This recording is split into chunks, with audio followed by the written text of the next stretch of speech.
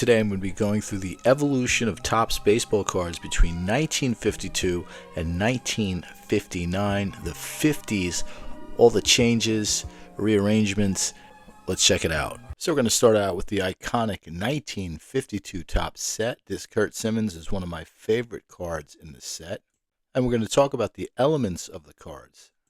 So we have the subject, which is Curt Simmons, the background, the border, the logo box, and what I would call the marquee on 1952 Topps, which is the nameplate, as well as the facsimile autograph. Now, if you look at the cards that were being sold at the time, this was something else that nobody ever really saw. You didn't really see the logo box with the team on it before 1952 Topps. Now, let's take a look at 1953. Of course, we have the background, the border, the logo box, and the name block. Now, minus the facsimile autograph and the marquee, 1952 Topps and 1953 Topps are really similar. So you're seeing the evolution just changing just a bit between 1952 and 1953. And they're using the same elements basically of 1952, and I don't blame them. The 1952 Topps set the standards for modern baseball cards to this day. Okay, moving on to 1954 Topps, and while 1952 and 1953 Topps were really similar, 1954 Topps is kind of an outlier. It's really different. You're seeing the addition and the removal of certain elements of the card. The most obvious one, of course, being the smaller Yogi Berra on the card. So, two photographs of the player. You see the return of the facsimile autograph. You'll notice the cut borders that don't go around the entire card. And you'll notice that it's just a solid color background, unlike what you saw in 1952 and in 1953. And you also saw the removal of the nameplate box. So this is kind of very different from what we saw in the past. So let's move on to 1955 Topps. 1955 Topps has a lot of similarities to 1954 Topps and one similarity to 1953 Topps. The most obvious change is the horizontal orientation of the card. The logo box is like 1953. The facsimile autograph is like 1954.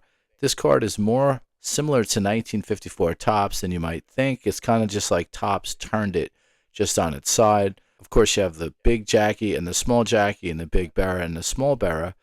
We don't have the type of name block that we saw in 1952 and 1953. We saw it being removed in 1954, but we see the return of it in 1955 as a black strip on the bottom. So different for sure, but lots of similarities between 54 and 55 Topps. Let's move on to 1956 Topps. Upon first glance, definitely resembles 1955 Topps, though there are major differences to these two sets. The first major difference is that there's no logo box in 1956 Topps. The biggest similarity, of course, being the horizontal orientation. You have the two action shots, just like 54. You have the facsimiles, the borders. But what you really have in 1956 Topps is the absolute gorgeous backgrounds, unparalleled in all of Topps baseball collecting since.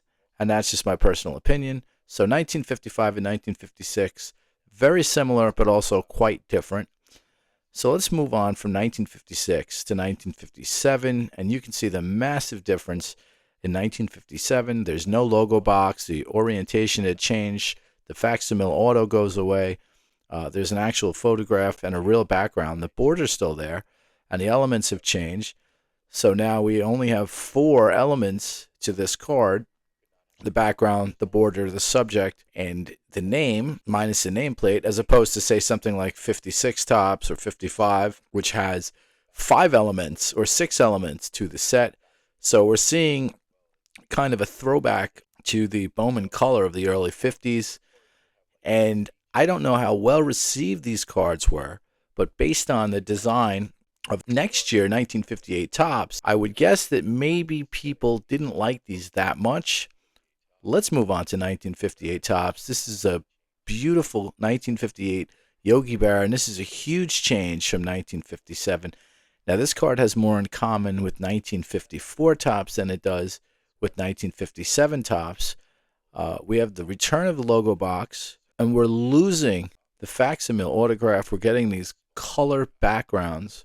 We've lost the small action guy, but this is a very big change from 1957. One can only speculate why this change was made. It may have been because of the aesthetics of 1957 tops. So let's move on to 1959 tops, one of my favorite sets. This is a total change to anything before it. Now we have this new element here with the circular border.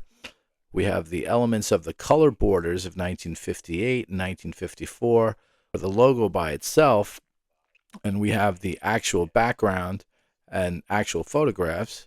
In addition to the facsimile autograph return, the name is on top. You don't have the name box, of course, the borders are there. This card is totally different from anything before it, and I think it was Topps maybe trying to get out of the 50s with a bang.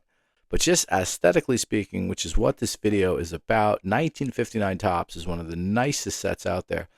Anyway, guys, I hope you enjoyed the video. I'll see you next time.